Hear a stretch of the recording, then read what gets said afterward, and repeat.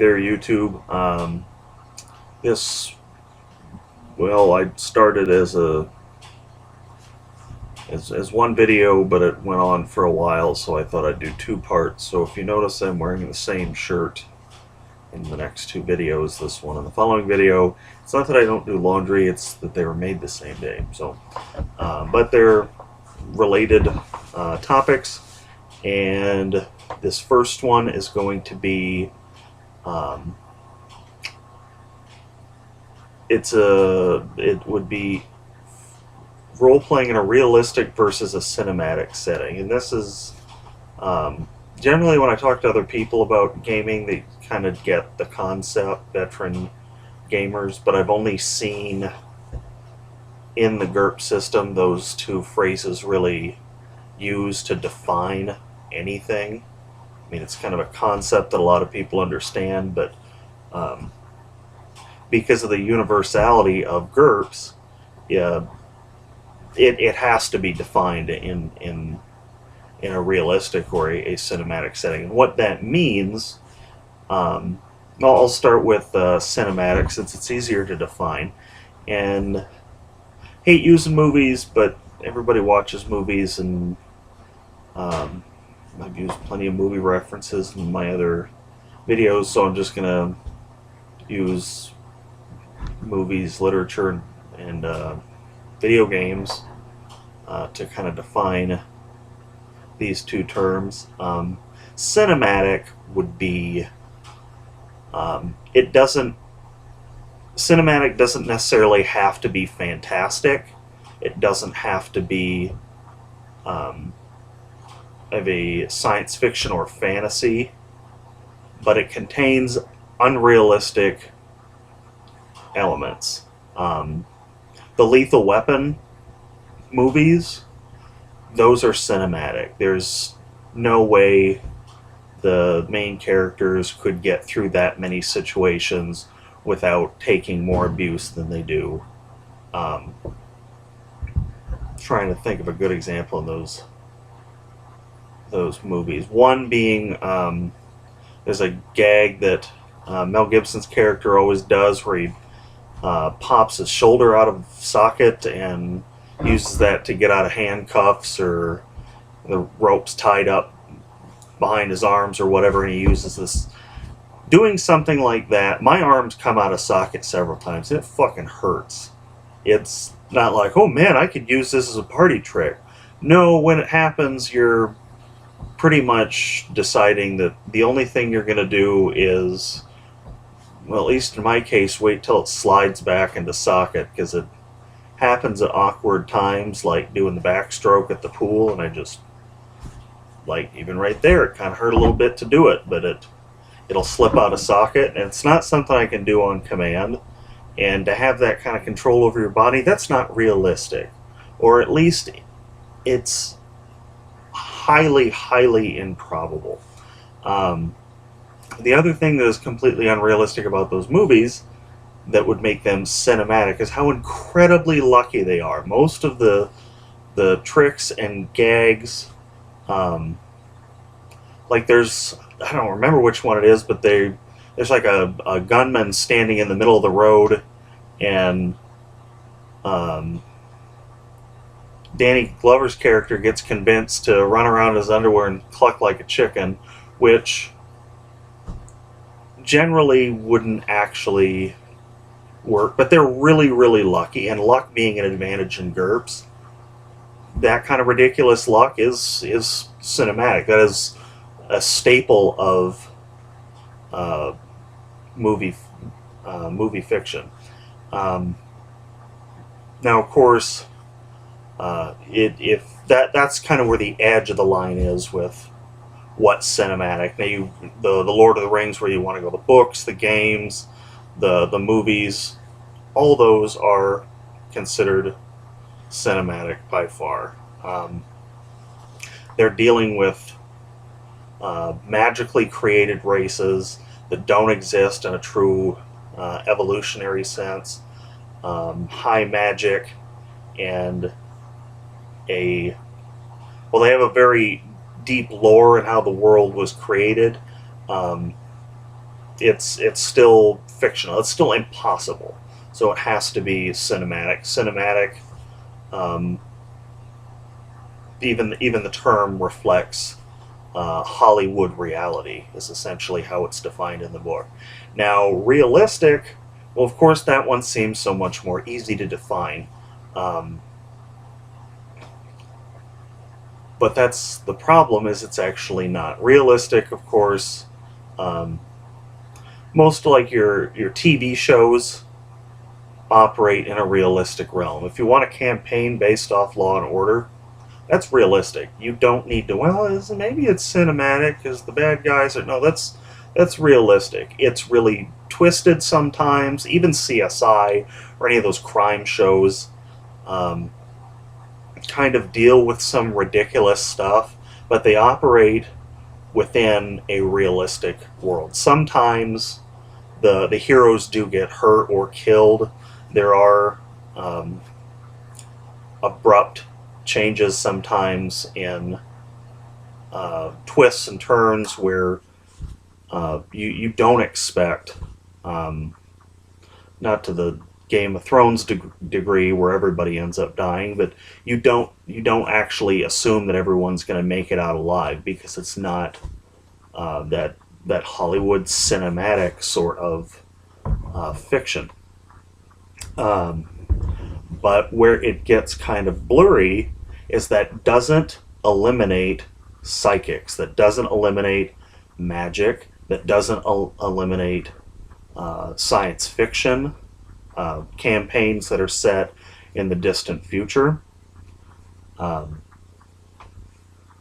because we don't know what's going to be in the future, which makes an excellent um, an excellent playground for, uh, especially in the first half of the 19th century.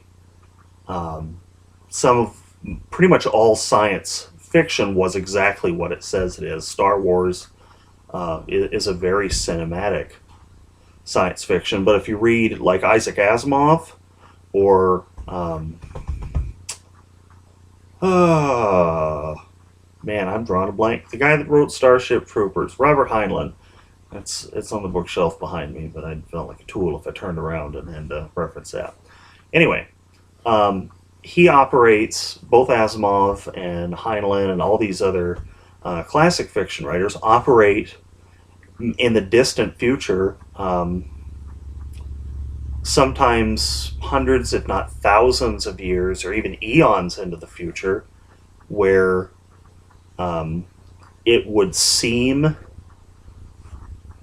cinematic or unrealistic to us, but it's made to the story is told in such a way that it still operates within reality, within a realistic approach to human frailty and emotions, and what at least the perceived ability of science can bring us. Like Isaac Asimov's robots are all very, at least from his point of view, very realistic robots. We look back at that now and read it, and they actually come off as quite clunky. Not the iRobot movie, that I would consider that cinematic, but the iRobot book is certainly, um, not to spoil the book if you haven't read it, you're just a fan of the movie, but it doesn't really follow the movie at all.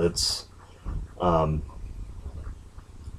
it has like a couple characters from the movie, and then absolutely nothing in the movie has anything to do with the book. It's a bunch of short stories told by this woman who's lived 80 years or 90 years and spent most of her life in robotics. And each story is kind of a progression of the way the science of robotics has progressed, and that's very common with Asimov stories. It is fiction. Um, it's not real, but it operates in a realistic setting. So, cinematic is going to be, or realistic. I'm sorry. A realistic campaign doesn't necessarily mean it has to operate in this reality, it just means that the physics of this reality would apply. Like I said before, that doesn't preclude magic and psychics. Most people nowadays, I think, at least with the popularity of certain like ghost hunting shows and uh, at least a larger belief in psychic phenomena, not like pyrokinesis where you'd stare at the garbage can and it burst into flames or something like that. That would be generally that would be treated as cinematic, but where you get that feeling, you know what, I think someone's at the door.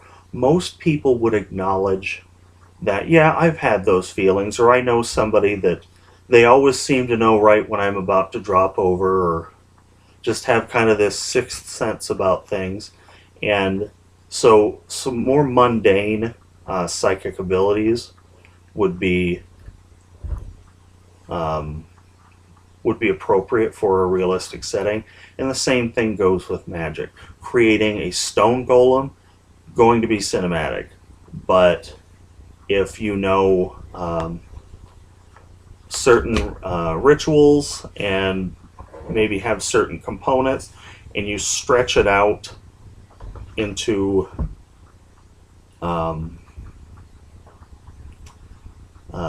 without going into too much detail about magic. I guess you can watch my magic video. I kind of touch on this too, but creating longer rituals or requiring group based magic, um, or elevating the complexity so it's not just as simple as you point your finger and a fireball shoots out of your hand. Instead, you spend 8 hours holding hands and chanting certain words in a circle made out of charcoal and salt, and you have certain symbols written on the floor, and you might be able to speak to a ghost or something like that. Um, that those sort of elements ultimately are going to be up to your GM whether he or she feels that's going to be, you know, realistic. It has to fit the campaign, but um, there are people that believe those sorts of things really do work in this reality, and so drawing from um, drawing from kind of the fringes of where, how shall I say, what is known truth and what is probable truth, not to be too philosophical about what constitutes as a realistic campaign. And when I'm running something myself, if I'm going to add elements that people would consider slightly less than realistic, but I don't want to become a full-blown cinematic campaign where you've got car chases through neighborhoods where no bystander gets hurt and the good guys can get shot 15 times, etc., etc. I will tell them it's semi-cinematic. It's primarily based on reality, but to give the element of the unknown, to allow myself as the GM that little bit of kind of fudge the dice in the player's favor. I know some people are, you know, you got to play the dice as they're rolled. I'm not that sort of GM, and I know not everybody else is that sort of GM, so I kind of allow a little bit of wiggle room to make sure the campaign keeps flowing. And I think if I'm going to already have some mundane fantasy elements like the magic, or more likely in my case it's going to be some limited psychics or something like that. And it all depends on what the setting is, what the game world is. But you can You can have a fantasy world that's realistic. You could say that elves actually evolved from another race, that orcs evolved from another race, or maybe they all evolved out of a precursor race or something like that. And it could function in a purely realistic sense, where there might not even be any magic. Realistic campaign doesn't mean set in modern times, and it's reality exactly as we know it.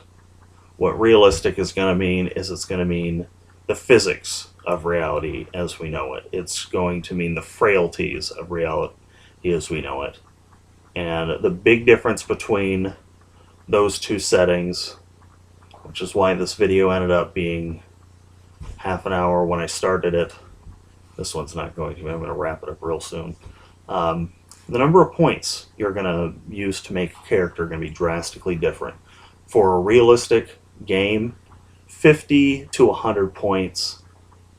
Generally, 100 points is pretty typical, depending on the setting or the game world. You might fudge it one way or the other, 10, 20, 15, 30 points, something like that. And then your cinematic setting is going to be 200 points or more.